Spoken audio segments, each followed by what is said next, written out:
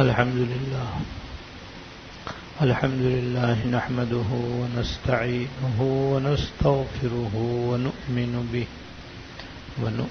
به ونتوكل عليه ونعوذ بالله من شرور أنفسنا ومن سيئات أعمالنا من يهده الله فلا مضل له ومن يضلله فلا هادي له وأشهد أن لا إله إلا الله وحده لا شريك له وأشهد أن سيدنا ونبينا ومولانا محمدا عبده ورسوله صلى الله تعالى عليه وعلى آله وأصحابه وبارك وسلم تسليما كثيرا أما بعد فأعوذ بالله من الشيطان الرجيم بسم الله الرحمن الرحيم إن تجتنبوا كبائر ما تنهون عنه نكفر عنكم سيئاتكم وندخلكم مدخلا كريما وقال تعالى وذروا ظاهر الإثم وباطنه إن الذين يكسبون الإثم سيجزون بما كانوا يقترفون صدق اللہ العظیم. میرے قابل احترام بزرگوں، گزشتہ اتوار کو ایک گناہ کا ذکر شروع کیا تھا اور عرض کیا تھا کہ یہ گناہ بہت عام ہو گیا ہے، گھر گھر اس گناہ سے بھر گئے ہیں، گلی گلی بازار بازار اور مسلمانوں کی تقریبات اس سے آلودہ ہیں.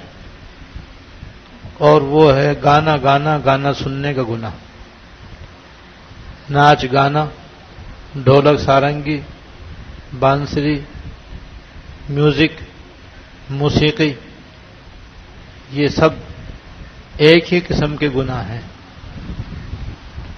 اور یہ اس دنیا میں عام ہو گئے. یہاں تک کہ بہت سے مسلمان بھی گانا سننے گناہ کے اندر مبتلا ہیں. تو گناہ ہے، چاہے ساری دنیا کرے. اس لیے ان گناہوں سے بچنے کی ضرورت ہے اور حضور کے ارشادات سنانے کا مقصد بھی ہمارا یہی ہے، تاکہ ہمیں یہ معلوم ہو کہ اس گناہ کے بارے میں حضور نے کیا فرمایا ہے، تاکہ ہم حضور کی باتوں کو سنیں، سمجھیں اور پھر اس گناہ سے بچنے کی کوشش کریں، خود بھی بچیں، اپنے گھر والوں کو بھی بچائیں.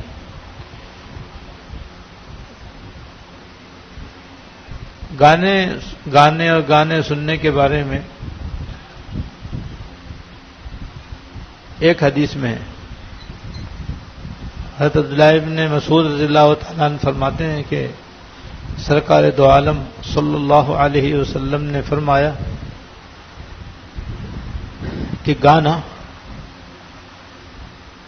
دل میں اس طرح نفاق پیدا کرتا ہے جیسے پانی کھیتی اگاتا ہے.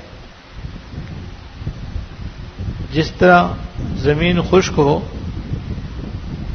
اور اس میں ہل چلایا جائے، کھاد ڈالی جائے، بیج ڈالا جائے اور پھر اس میں پانی چھوڑ دیا جائے یا بارش کا پانی اس زمین کے اندر آ جائے، تو وہ زمین جس میں ایک پودا نہیں تھا، ہزاروں پودے اس میں اگاتے ہیں اور زمین لہلہانے لگتی ہے. یہ سب پانی کی وجہ سے ہوتا ہے ظاہراً، کہ پانی سے زمین ہری بھری ہو جاتی ہے. جیسے کہ بارش میں بھی ہم اور آپ دیکھتے ہیں کہ زمین ہری بھری ہو جاتی ہے. تو جس طرح پانی سے کھیتی اگتی ہے، اللہ بچائے، گانا گانے سے بھی اسی طرح دل میں نفاق پیدا ہو جاتا ہے۔ اب نفاق کس کو کہتے ہیں؟ تو نفاق اسے کہتے ہیں کہ دل میں کچھ،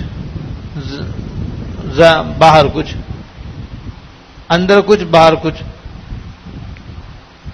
اسے کہتے ہیں نفاق۔ جیسے حضور کے زمانے میں منافق تھے، اندر سے تو وہ کافر تھے، اوپر سے اپنے کو مسلمان کہتے ہیں، اندر کچھ باہر کچھ۔ یہی حالت گانا گانے والے کی ہو جاتی ہے، گانا سننے والے کی ہو جاتی ہے کہ اندر کچھ باہر کچھ۔ مثلا جو آدمی گانا گاتا ہے، گانا سنتا ہے، اس کا دو حال میں سے ایک حالت اس کی ضرور ہوگی، یا تو وہ گانا سننے، میوزک سننے، موسیقی سننے، ڈھولک سارنگی کا مشغلے میں اس حد تک منہمک ہے کہ نماز روزہ بھی چھوڑ دی، نہ نماز پڑھے، نہ روزہ رکھے، نہ حج کرے، نہ زکوٰۃ دے، نہ ذکر کرے، نہ تسبیح پڑھے، نہ گناہوں سے بچے، بس ہر وقت بس گانے سننے میں، فلمیں دیکھنے میں، ناچ ڈانس دیکھنے میں بس لگا رہتا ہے۔ اور بعض مسلمان ایسے بھی کہ رات دن وہ فلم دیکھنے میں، ٹی وی دیکھنے میں، وی سی آر پر فلمیں دیکھنے میں، گانا گانے، ڈانس دیکھنے میں منہمک رہتے ہیں، دین سے کوئی واسطہ نہیں، نام کے مسلمان ہیں۔ تو مسلمان ہونے کا تقاضا تو یہ ہے کہ وہ گانے سے بچیں، تابع داری کریں، لیکن دوسری طرف گانا گانے کی وجہ سے ان کی حالت یہ ہے کہ دین نام کی کوئی چیز ان کے اندر نہیں، ظاہر کچھ باطن کچھ، یہ نفاق ہوئی۔ یہ تو بدترین درجے کی نافرمانی اور فسق و فجور ہے یہ تو، اور ایسے فاسق و فاجر انسان کی بعض مرتبہ توبہ کی بھی توفیق نہیں ہوتی، اور یہ ساری مصیبت آئی ہے گانا سننے کی وجہ سے۔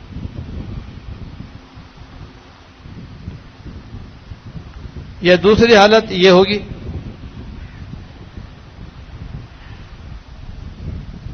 کہ ایک طرف وہ گانے بھی گاتا ہے، دوسری طرف نماز بھی پڑھتا ہے، روزے بھی رکھتا ہے، حج کرتا ہے، زکوٰۃ بھی دیتا ہے، ساتھ میں وہ فلمیں بھی دیکھتا ہے، جیسے بعض رمضان میں بھی رات کو فلمیں دیکھتے ہیں، گانے سنتے ہیں، دن کو روزہ رکھتے ہیں، رات کو گانے سنتے ہیں، فلمیں دیکھتے ہیں، ڈرامے دیکھتے ہیں۔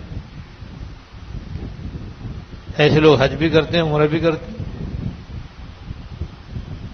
ظاہر کے دوسرے احکام پر بھی عمل کرتے ہیں، لیکن دوسری طرف جناب گانے کے عاشق اور شوقین ہوتے ہیں،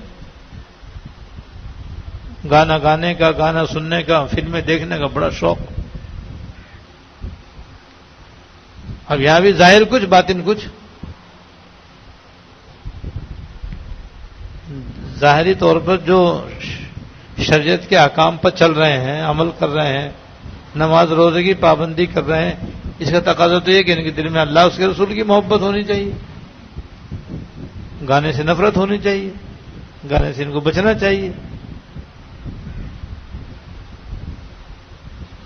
لیکن اس کے برخلاف ان کے دل کے اندر حالت یہ ہے کہ وہ گانے باجے کے شوقین ہیں، فلموں کے رسی ہیں، تو اس سے پتہ چلتا ہے کہ ان کے دل میں اللہ اس کے رسول کی محبت نہیں ہے، یہ بہت کم ہے، گانے باجے کی محبت زیادہ ہے۔ اب ظاہر کچھ ہے، اندر کچھ ہے۔ ظاہر میں داڑھی بھی ہے، کرتا ٹوپی بھی ہے، نماز کی پابندی بھی ہے، سب کچھ بھی ہے، یہ تو ظاہر کا تقاضا ہے کہ ان کے دل میں اللہ اس کے رسول کی محبت زیادہ ہے۔ دوسری طرف وہ گانے باجے کے شوقین بھی ہیں،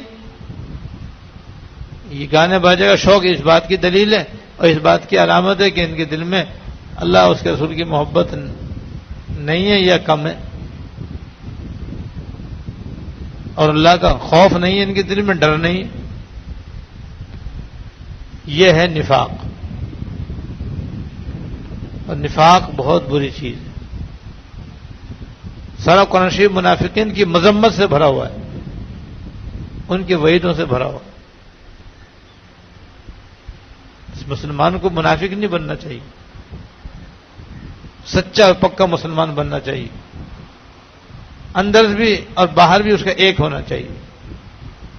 جب اندر اس کے ایمان ہے تو ایمان تو یہ کہتا ہے کہ گانا گناہ ہے، گانا گانا گانا سننا، گانے باجے کے آلات کا استعمال کرنا، چاہے شادی ہو، چاہے کوئی پرمسرت موقع ہو. ایمان کا تقاضا یہ ہے کہ آدمی کا گانے سے کوئی واسطہ نہیں ہونا چاہیے. لہذا سچا مسلمان بننا چاہیے، پکا مسلمان بننا چاہیے. سچا پکا مسلمان وہی جو اس گناہ کو گناہ سمجھے، اس سے بچے. گھر میں ہی بچے، آفس میں بچے، دکان پر بھی بچے، تقریبات میں بطور خاص بچے.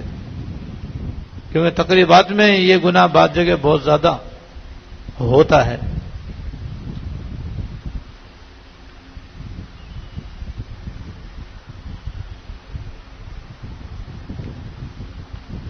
اور دوسری روایت حضرت انس رضی اللہ تعالیٰ عنہ سے مروی ہے. حضرت انس رضی اللہ تعالیٰ عنہ سے مروی ہے. وہ فرماتے ہیں کہ سرکار دو عالم صلی اللہ علیہ وسلم نے فرمایا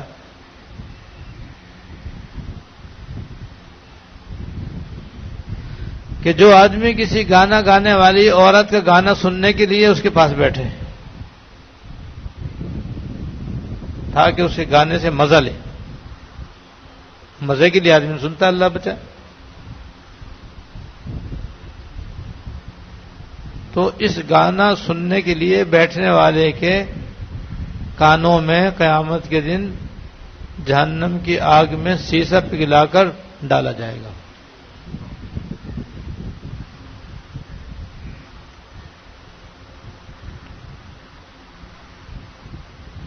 جب کوئی شخص مرد ہو یا عورت گانا گانے والے کے پاس جاتا ہے، گانا گانے والے کے پاس بیٹھنے کے، ہمارے یہاں تو اب ٹی وی کا طریقہ ہے، ٹی وی ہے، وی سی آر ہے، انہی کے پاس جا کے آدمی بیٹھتا ہے اور پھر گانے والی عورتوں کو دیکھتا ہے، گانے والے مردوں کو دیکھتا ہے، ان کا گانا سنتا ہے، مزہ لیتا ہے، اپنی جنسی خواہش کو پورا کرتا ہے، اللہ بچائے. اور یہ جنسی خواہش کو پورا کرنے کا حرام طریقہ ہے.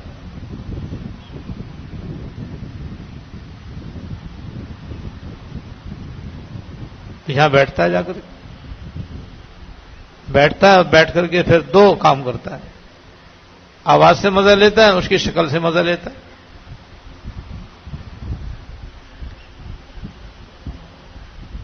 اس کے ناچ کو دیکھتا ہے یا اسے گانا گانے کے انداز کو دیکھتا ہے اور گانا سنتا ہے، اس کے ساتھ ڈھولک، سارنگی، ہارمونیم سنتا ہے. اور بعض لوگ بانسری بجاتے ہیں. تو یہ تو ایسا گناہ ہے کہ اس حدیث میں آپ نے فرمایا کہ سیسا یہ ایک دھات ہوتی ہے جو آگ میں بہت جلدی پگھل جاتی ہے اور عام طور پر ٹین کے ڈبوں میں ٹانکا لگانے کا کام آتی ہے. اس سے ٹانکا لگاتے ہیں، جوڑ آپس میں جوڑتے ہیں اس سے. تو چونکہ آگ میں جلدی پگھل جاتی ہے تو آگ میں جلدی سے کھولتی بھی ہے، پک بھی جاتی ہے بہت جلدی. لوہا اس کے مقابلے میں بہت سخت ہوتا ہے، وہ آگ میں دیر سے پگھلتا ہے، دیر سے پانی بنتا ہے اس کا. یہ جلدی پگھلتا ہے اور جلدی گرم ہوتا ہے. یہ سیسا جو ہے گانا گانے والے اور گانا سننے والوں کے کانوں میں ڈالا جائے گا. اب یہ وہی تو ایسی ہے کہ جو مسلمان سنے بس وہ اپنے کانوں کو گانے سے بند کرے. اور یہ میں نے پہلے عرض کیا تھا کہ آدمی گنہگار ہوتا ہے اپنے قصد و اختیار کے ساتھ گانا سننے سے. غیر اختیاری طور پر کسی کان میں آواز آ جائے تو گناہ نہیں ہوتا.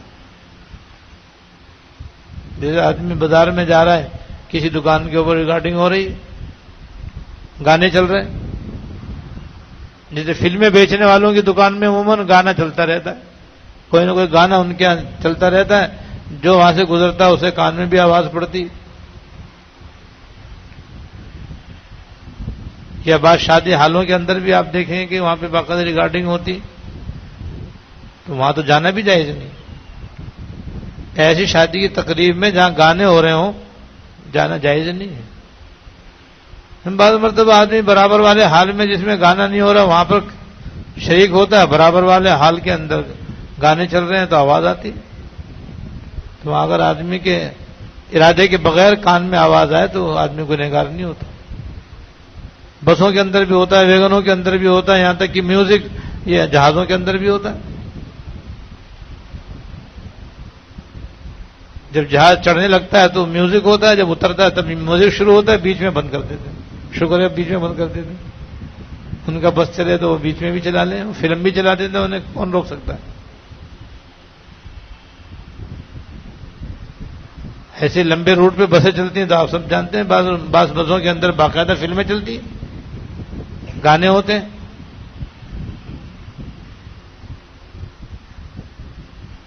ان سب کا ایک یہ عذاب ہے اس کا. دیکھو کہ دنیا میں تو مزے لے لو, لیکن آخرت میں یہ عذاب ہے کہ ایسا گناہ کرنے والوں کے کانوں کے اندر سیسے پگھلا کر ڈالا جائے.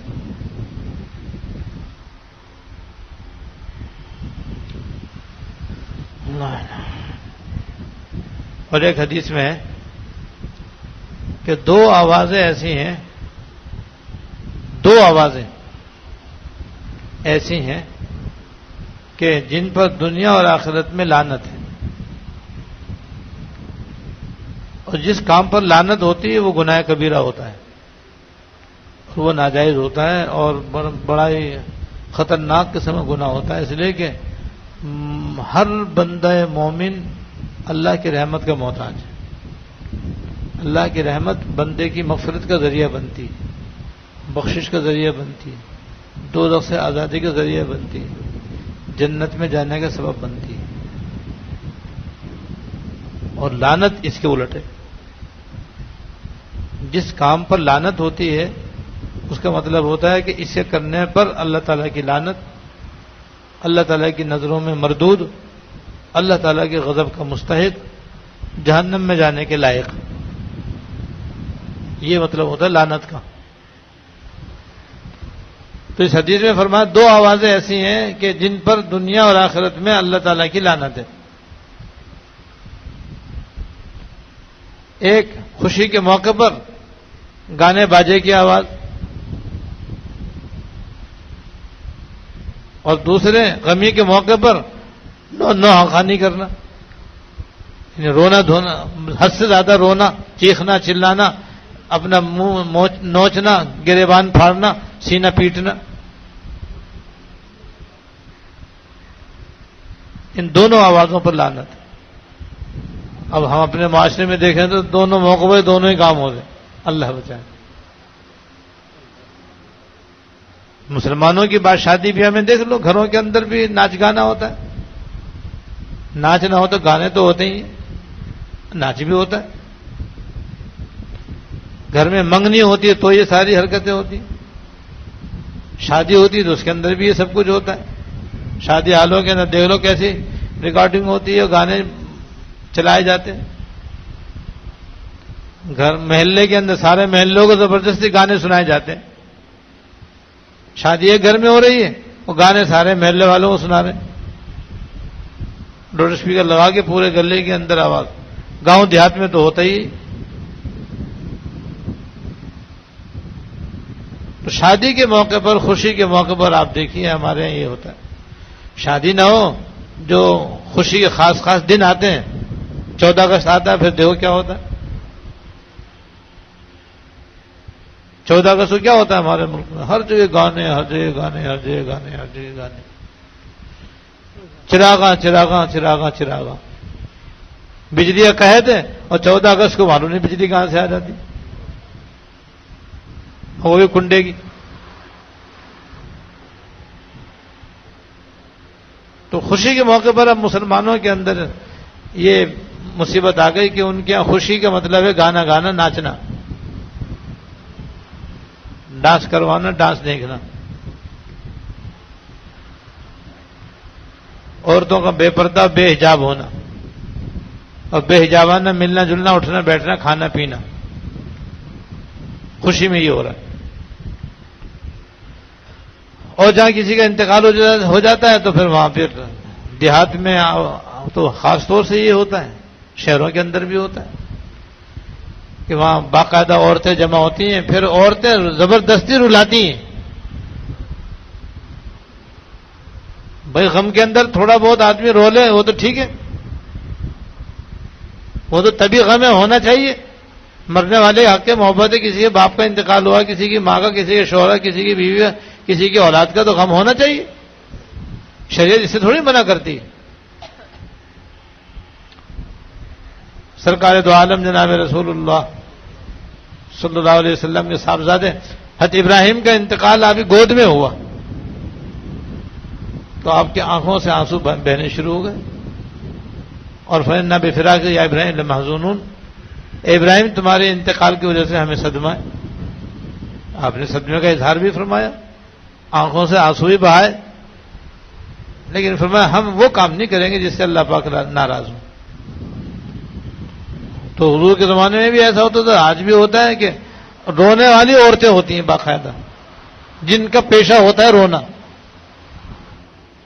اور ان کو رونے کی رلانے کی مہارت ہوتی، وہ آ جاتی ہیں اور پھر مرنے والے کے باتیں یاد کر کے خود بھی روتی ہیں اور گھر والوں کو بھی خوب رلاتی ہیں. اسے کہتے ہیں نوحہ خوانی. جسے روافظ کے یہاں یہ مجلسیں ہوتی ہیں، یکم محرم سے 10 محرم تک مجلس عزا کہتے ہیں. اس میں جہاں ماتم ہوتا ہے وہاں رونا دھونا بھی ہوتا ہے. اسے کہتے ہیں مصنوعی رونا. یہ حرام ہے، یہ ناجائز ہے، یہ گناہ کبیرہ ہے. اس کے اوپر یہ وعید ہے کہ غم کے موقع پر بتکلف رونا دھونا، اس پر بھی لعنت ہے اللہ اس کے رسول کی. اس لیے ایسے موقع پر حد سے زیادہ رونے سے، چیخنے چلانے سے، گریبان اور دامن پھاڑنے سے، چہرہ نوچنے سے بچنا واجب ہے. غم ہے تو غم کرو، جو طریقہ ہے اسے غم کرنے کا، لیکن حد سے آگے بڑھنے کی اجازت نہیں. بس شیطان ہر جگہ اپنا کام کرتا ہے. شیطان انسان کا ایسا دشمن ہے، کوئی موقع ہاتھ سے خالی نہیں جانے دیتا. وہ بھئی ایک خوشی کا موقع ہے، ایک غمی کا موقع ہے. یہاں شریعت نے 2 حکم دیے تھے جن میں بڑا ثواب ہے، بڑا اجر ہے. ایک تو خوشی کا موقع ہے، جب خوشی کا موقع ہو تو شکر کرنے کا حکم ہے کہ اللہ کا شکر بجا لاؤ، زیادہ سے زیادہ اس کی عبادت کرو، زیادہ سے زیادہ اس کی اطاعت کرو، اظہار مسرت کرو، ایک دوسرے کو مبارکبادی دو. تو شکر کرنے کا حکم تھا، اور شکر کرنے کا بڑا جواب. لئن شکرتم لازیدنکم، اگر تم شکر کرو گے تو ہم تم کو اور زیادہ دیں گے. شکر سے نعمت میں اضافہ ہوتا چلا جاتا ہے. ایک نہیں پھر 10 خوشیاں نصیب ہوتی ہیں، 10 نہیں 20 خوشیاں نصیب ہوتی ہیں آدمی کو شکر ادا کرنے کی وجہ سے. اب اس نے بجائے شکر ادا کرانے کے شیطان نے پٹری سے اتار کر گانے باجے میں لگا دیا، تاکہ بجائے ثواب ملنے کے الٹا اور عذاب ہو اور وبال ہو. اور دوسرا غم کا موقع، صدمے کا موقع. اس موقع پر اللہ پاک نے صبر کا حکم دیا، اور صبر کا بڑا ثواب ہے. انما یوفی الصابرون اجرهم بغیر حساب. صبر کرنے والوں کو ان کا اجر بے حساب دیا جائے گا. انہیں صبر سے ہٹا کر کے نواخانی میں لگا دیا. نہ دنیا ہی رہی، نہ خدائی ملا، نہ وصال صنم، نہ ادھر کے رہے نہ ادھر کے رہے. میں یہاں رو کر کیا ملا؟ سوائے غم ہونے کے، سوائے تکلیف ہونے کے، سوائے چہرہ نوچنے کے، سوائے ماتم کرنے کے، سوائے سینہ پیٹنے کے حاصل کیا ہوا؟ اس کا فائدہ تو کچھ بھی نہ ہوا. فائدہ بھی کچھ نہ ہوا اور آخرت کے اندر جو صبر کے بدلے میٹھا پھل مل سکتا تھا وہ بھی گیا.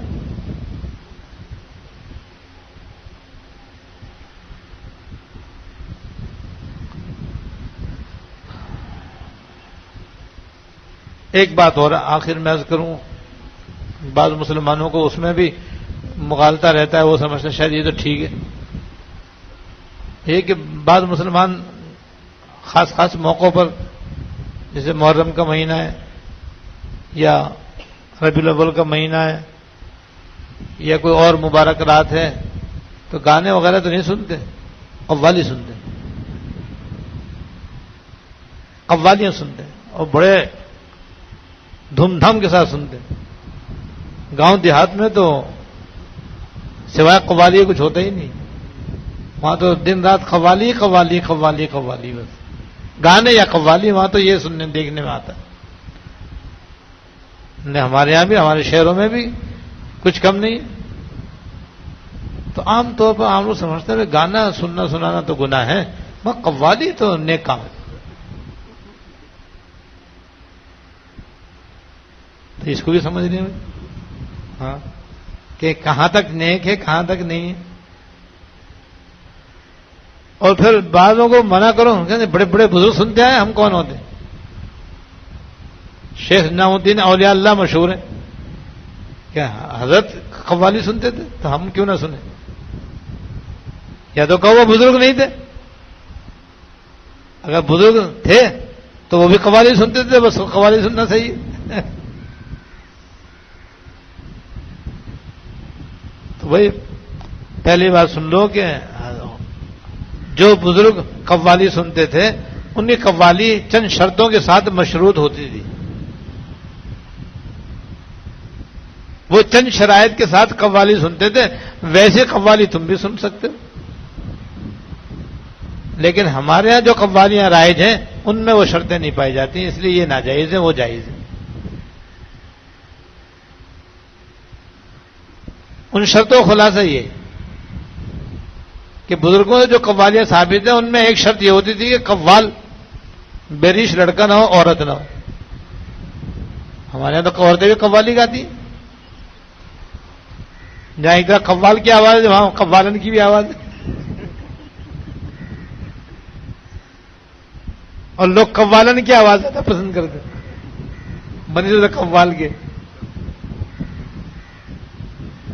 تو ان کی شرط یہ تھی کہ قوالی گانے قوالی کہنے والا کوئی بیریش لڑکا نہیں ہو، کوئی عورت نہ ہو.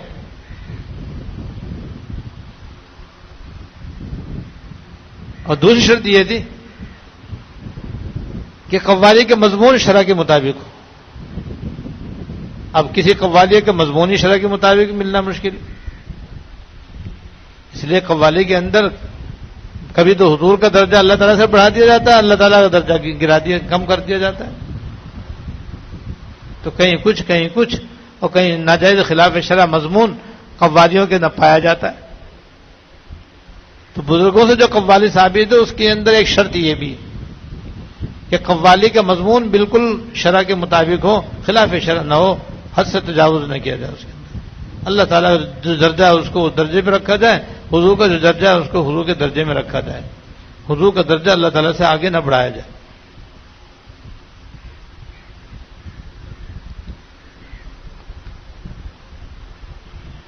اور تیسری شرط یہ کہ قوال اللہ تعالیٰ کی رضا کے لیے فی سبیل اللہ سنا ہے. سارے قوال فیل ہو جائیں گے اس شرط کے آگے. تو جو قوالی گائے فی سبیل اللہ گائے، بغیر کسی پیسے کے سنائے، اللہ کی رضا کے لیے سنانا مقصود ہو، پیسے کمانے کے لیے مقصود نہ ہو. اب مفت میں قوال ملے گا؟ ایک قوال کی فیس سنو تو پیشاب نکل جائے. اس لیے کوئی کسی کو بلاتا نہیں ہے، کیسے سن لیتے، یہ سستا ہے. لیکن یہ بھی اسی قوالی کا کیسٹ ہے، یہ جس نے پیسے لے کر سنایا. پیشہ ہے ان کا. تو جیسے میں نے کہتا گانا گانے والوں کا پیشہ ہے یہ. فلم دنیا جو ہے وہ ایک کاروبار ہے، وہ آواز اور حسن سے پیسہ کماتے ہیں. ایسے قوال اپنی آواز سے پیسہ کماتا ہے، اور پیسے لے کر قوالی سننا سنانا ان بزرگ کے یہاں درست نہیں تھا. وہ قوال کو اجرت پہ نہیں بلاتے تھے، پیشہ ور قوال نہیں ہوتے تھے ان کے یہاں، اللہ والے ہوتے. اس لیے چوتھی شرط یہ ہے کہ قوال بھی اور قوالی سننے والے بھی سارے اللہ والے ہوں. اور یہاں دیکھو کتنے اللہ والے ہوتے ہیں. اللہ والے کے وہ ہوتے ہی نہیں، سارے کے سارے داڑھی منڈے اور یہ اور وہ قوالی گانے اور قوالی سننے. نماز غائب ہو رہی، عشاء کی نماز غائب، فجر کی نماز غائب، ساری رات قوالی. تو ان اکابر سے جو قوالی ثابت ہے اس میں قوال کا اللہ والا ہونا ضروری ہے کہ اللہ کی محبت میں پھر وہ قوالی کہے گا، دل پہ اثر کرے گی. تو قوال جو ہے وہ بھی نیک ہو، متقی پرہیزگار ہو، اور جو قوالی سننے وہ بھی سب اللہ والے اور متقی پرہیزگار ہوں، کیونکہ ان کا مقصد جو ہوتا ہے قوالی کے ذریعے اللہ تعالیٰ کی محبت میں اضافہ ہو. اور یہاں تو اور اللہ تعالیٰ کی محبت کا چراغ گل ہوتا ہے. ایسی قوالی ہوتی ہے ہمارے یہاں تو. اور پانچویں شرط یہ ہے کہ قوالی کے ساتھ گانے باجے کے آلات نہ ہوں. بغیر ڈھولک سارنگی کے قالی ہو، قوالی بغیر ڈھولک سارنگی کے ہو. آج کل ہوتی ہے کوئی قوالی ایسی؟ قوال تو بعد میں لے لگائے گا، پہلے ڈھولک سارنگی بج جائے گا. ڈھولک سارنگی پہلے، ہارمونیم پہلے چلے گا، بعد میں قوال کی لے نکلے گی، آواز نکلے گی، اور لمبی آواز کھینچ کر پھر وہ کچھ کہے گا. لہذا ان بزرگوں کی جو قوالی تھی وہ ان شرائط کے مطابق ہوتی تھی، اس لیے وہ جائز تھی. اور ہماری جو قوالی ہوتی ہے وہ ان شرائط کے بغیر ہوتی ہے، اس لیے ناجائز ہوتی ہے. اس لیے کوئی یہ نہ کہے کہ بزرگ بھی تو قوالی سنتے تھے، ہم سن لیں گے تو کیا ہے. تمہارے سننے میں ان کے سننے میں زمین آسمان کا فرق ہے.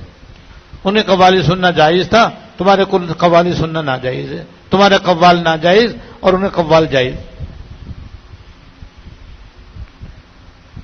بہرحال بھائی یہ گناہ ایسا ہے کہ یہ بھی ہمارے ماحول معاشرے میں بہت زیادہ عام ہو چکا ہے.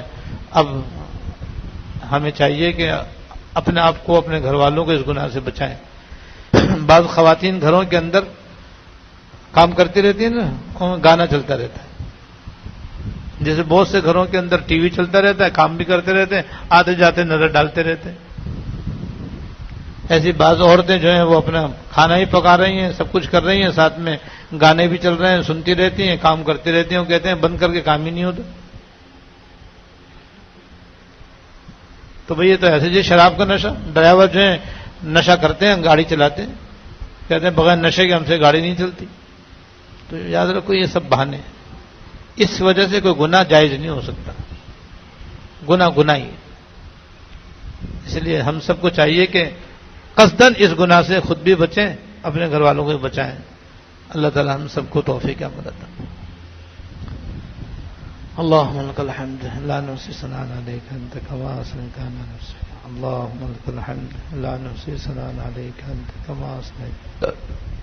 اللهم صل على سيدنا مولانا محمد وعلى آل سيدنا ومولانا محمد وبارك وسلم. ربنا ظلمنا انفسنا وان لم تغفر لنا وترحمنا لنكونن من الخاسرين. ربنا ظلمنا انفسنا وان لم تغفر لنا وترحمنا لنكونن من الخاسرين. ربنا آتنا في الدنيا حسنة وفي الآخرة حسنة وقنا عذاب النار. اللهم اغفر لنا وارحمنا وعافنا واعف عنا. اللهم اغفر لنا وارحمنا وعافنا واعف عنا. اللهم وفقنا لما تحب وترضى من القول والعمل والفعل والنية والهدي إنك على كل شيء قدير.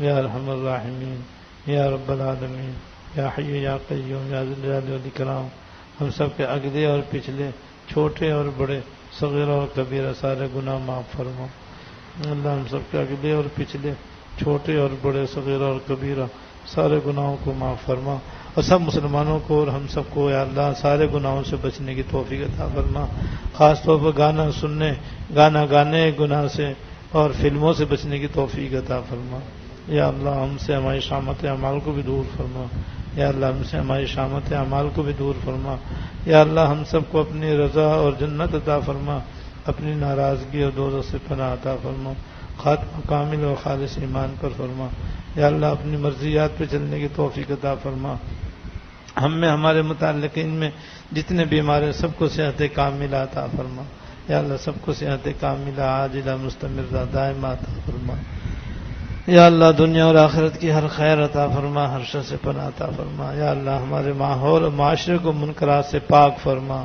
یا اللہ منکرات سے مسلمانوں کو تمام گناہوں سے بچنے کی توفیق عطا فرما ہمیں اور سب مسلمانوں کو ظاہر و باطن کے سارے گناہوں سے بچنے کی توفیق عطا فرما اور ہم سے ہماری شامت اعمال کو بھی دور فرما یا اللہ بے روزگاری کو دور فرما بے حیائی کو دور فرما مہنگائی کو دور فرما یا اللہ ساری مصیبتوں پیشانیوں کو دور فرما اس ملک میں اپنے فضل سے یا اللہ حکومت صالحہ قائم فرما حکومت عادلہ قائم فرما یا اللہ جتنے احباب نے مردوں اور عورتوں نے دعا کے واسطے کہا ہے سب کی نیک مرادیں پوری فرما